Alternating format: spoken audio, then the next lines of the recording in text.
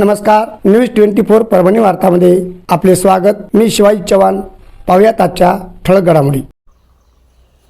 शिवसम्राट विद्यार्थी वाहतूक सेना जिल्हा शाखा लातूर तर्फे तुळजाभवानी भक्तांना फुलांचा हार व पुष्पगुच्छ देऊन स्वागत करण्यात येत आहे। गेल्या 14 वर्षापासून प्रतिवर्षी विद्यार्थी वाहतूक सेना लातूर तर्फे नांदेड ते तुळजापूर व परत येणाऱ्या देवी भक्तांना भोजनदान व विश्रांती निवासस्थानाची व्यवस्था केली जाते।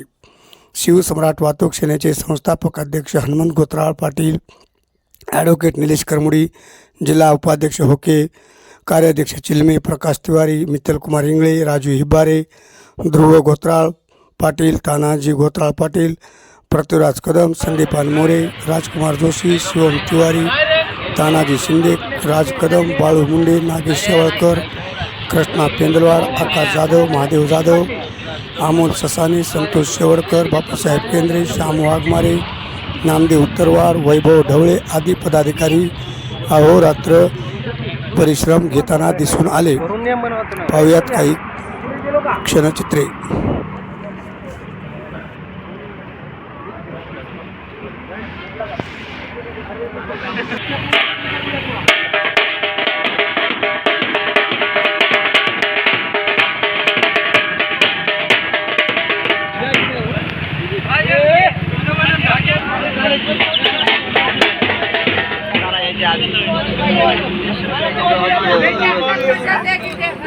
ज्योत कोण घेणार आहे का?